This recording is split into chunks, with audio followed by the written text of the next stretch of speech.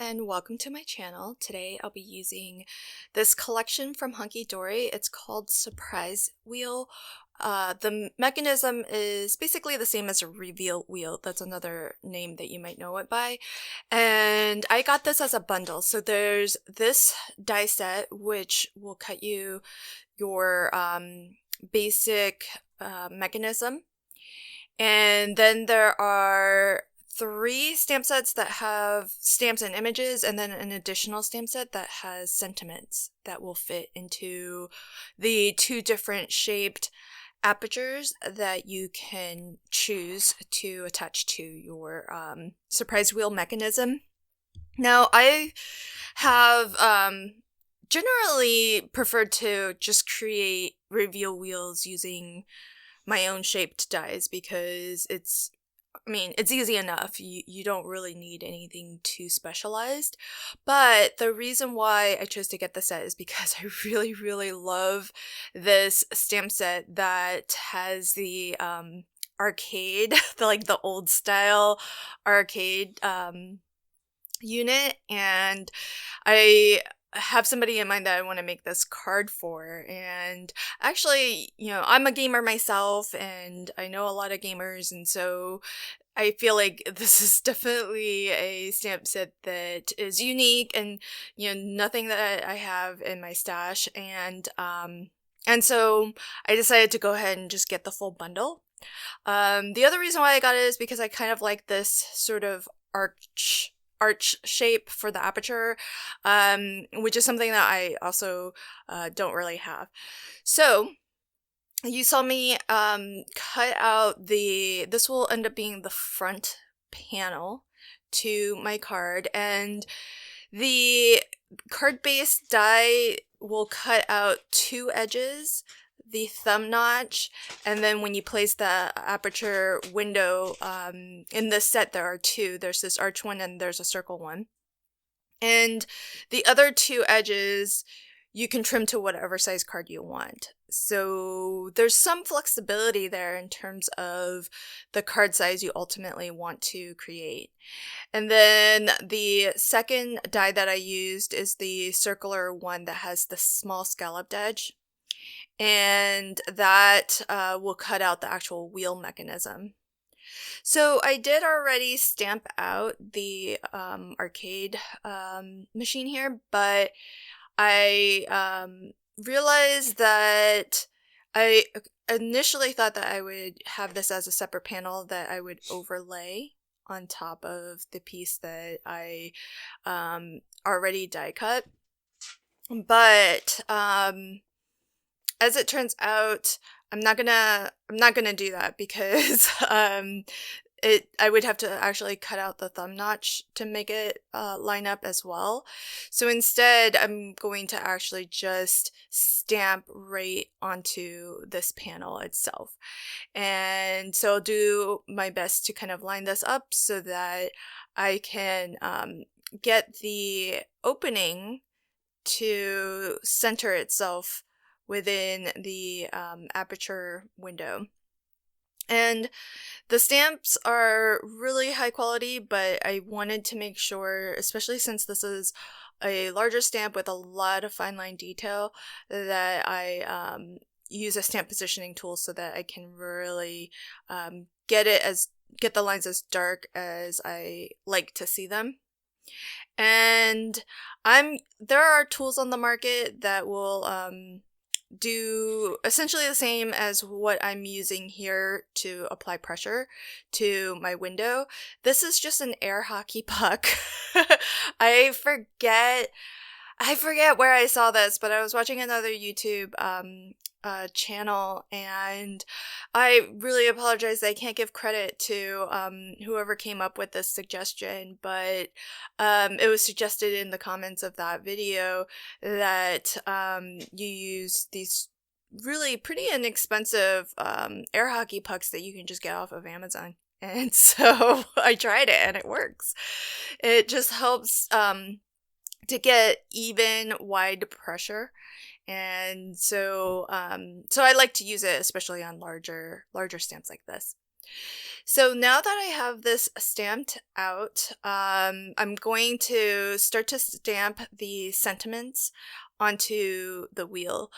My understanding is that each of the sort of stamp sets that have these different images, they have their own templates that you can actually download from the Hunkydory website, which will help you line up how and where to stamp your sentiments or images, whatever it is you want to rotate through the aperture. Now, you could download that and use that as a guide, but actually I found it's really easy to just kind of wing it because they've designed this wheel really well. There's actually a stitched line. I know it's a little bit hard to see, but there's a stitched line that the die puts into this wheel. And that's basically the top edge of your of where you can stamp. So you want to stamp below that. And all I'm doing is, since I have this already stamped out, I'm actually using that as a little bit of a guide to just double check that I have this positioned correctly. And you want to, I'm going to stamp all four at the same time, but you do want to make sure, if you're going to do that, that you always sort of change the orientation of your stamp so that the top of your sentiment or the image that you want to peek through is always pointing towards the outside edge of the circle. And that way, when that image gets, or the sentiment gets rotated to the top, then it's going to be aligned correctly. The other thing that you might want to take note of is that if there is a specific order that you want these images and sentiments to be revealed, that you should think about, what is the what direction do you think people will turn the wheel? So I don't know what other people do, but I naturally tend to turn the wheel in a downward motion.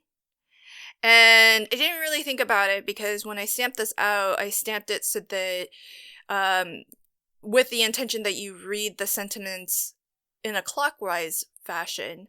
But if you are like me and you tend to turn your wheel downward, that means the images or the sentiments will be revealed in a counterclockwise order. So that's just something to keep in mind because I didn't think about that ahead of time, and this isn't quite in the order that I would read it in.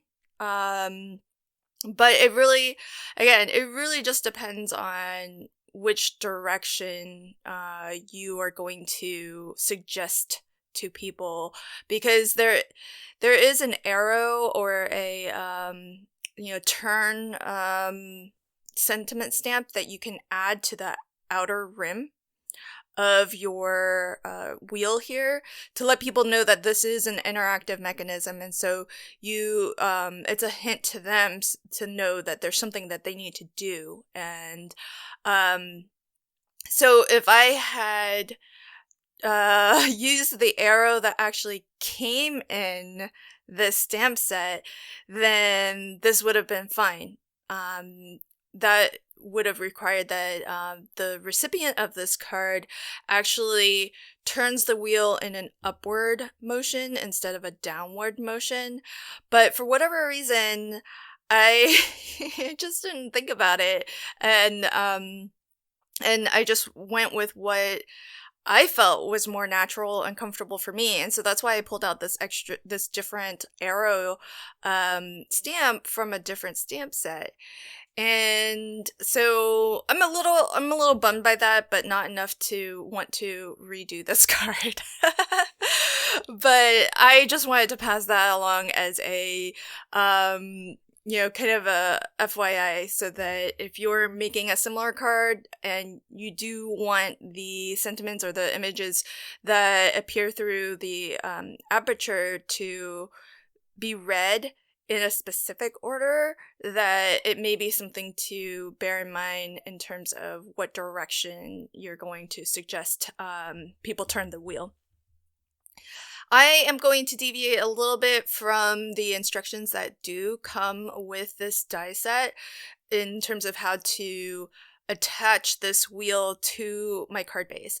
The way that I like to make my reveal wheels is I like to actually have this second disc or circle die cut, and I just chose it from an aperture, a nested circle set. So here I have that. I'm eyeballing the center of the circle, and I'm just going to poke a hole through it. And we're going to start to assemble our card now. In the bundle, it did come with a set of mini brads. And I'm going to insert that through my small circle from the bottom, attach it to my reveal wheel, and then I'm going to close down the tines of the brad right over top of the reveal wheel.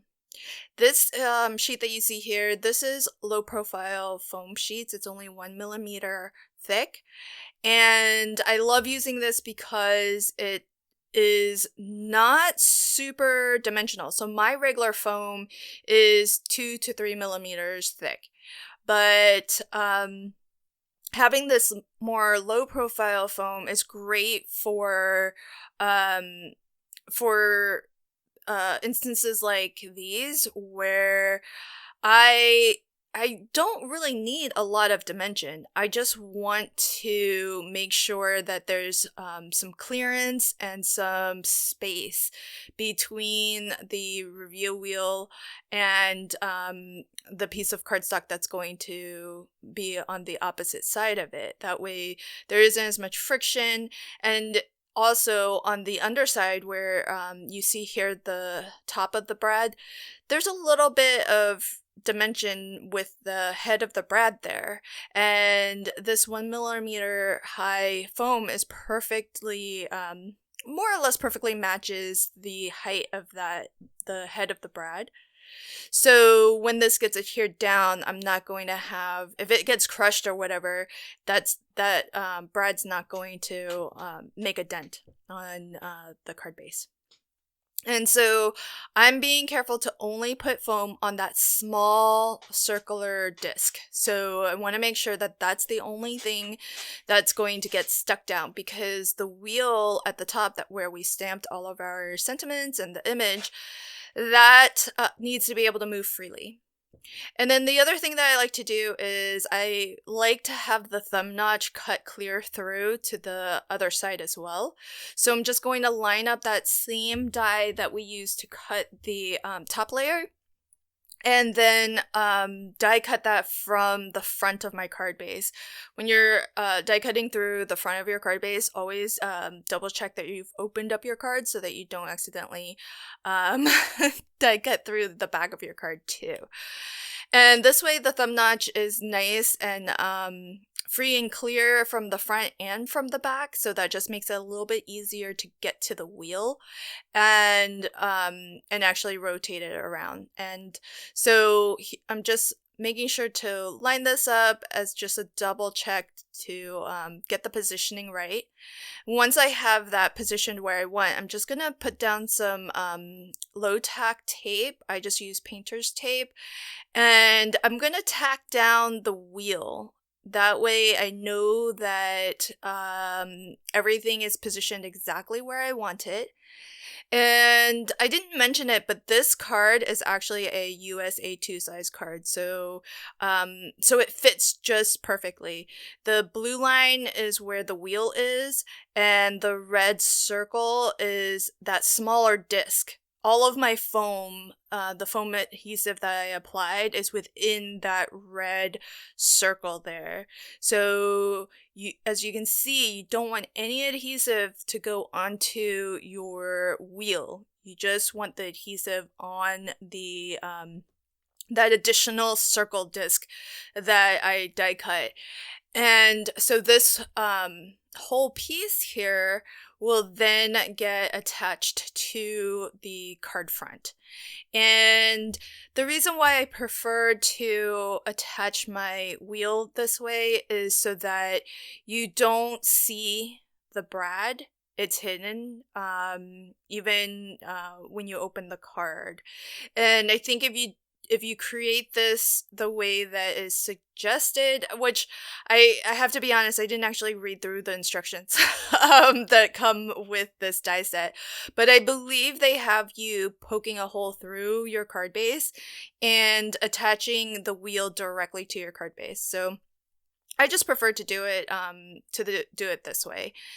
Okay, so now that we have our wheel attached to the card base, I'm just going to give this a really quick preview to make sure that everything lines up as I expect. And I really, really love the sentiments, the little different game scenes that you can add through this aperture window. It's really, really adorable. The other stamp sets are pretty cool too, and they have some pretty neat themes as well. So I'm definitely looking forward to creating with them. And having a die set like this, it always makes these interactive cards so easy because all of the measurements and everything have been figured out for you. So I definitely appreciate having a die set that can create reveal wheels now. And the other reason why I like this one is because it's not set to a specific card size. And so, you know, it's nice in that way that you can still have a little bit of flexibility in the card size that you create. So all I'm doing here, this is the last little strip of that same low profile foam, and basically that's going to make it so that it matches the foam that I put down earlier. That way we're not pinching the cardstocks together, and it leaves enough space for the wheel to freely rotate and move around that brad. And there's less friction between the top layer of the card, the one that I'm working on right now, and the wheel itself. So I felt like I wanted to just ground this arcade machine a little bit, and so I'm just going to just do a very loose, messy sort of kind of a, what do they call it? Not a vignette, but just a little bit of a background halo sort of around the arcade. And at the bottom there, I'm actually going to put the name of the person who's going to get this card. And that way it's nice and personalized and customized. I'm not going to show the name in this video because it's already a pretty long video, but I will link to this Stampin' die set and the alphabet die set that I used as well if it's still available for sale. And then I'm taking a little bit of green and also just getting some color onto the top of this, which I really wanted to be sort of a gray, but I didn't have a light gray alcohol marker blend, and so I left it white, just intending to apply some pastels to it to give it that little hint of color. And now that that panel is complete, I'll go ahead and attach it to our card base. And what I'll do is I'm gonna put down a little bit of liquid adhesive right on top of these foam strips, just dotting it around a little bit, and it serves two purposes. Primarily, I used it because it will give me some wiggle room if I don't get this lined up perfectly on the first shot. But also the liquid adhesive is nice and permanent, so that will create a really permanent bond, and I won't have to worry about this panel lifting or coming loose over time. So here's a final look at the card, and I just love how quick and how easy this comes together. And in particular, I just really love that they've made a stamp set for gamers out there. I think that's awesome.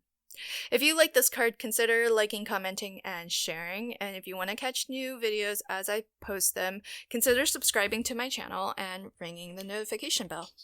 Thanks so much, and until next time, happy crafting and have a fantastic day. Bye!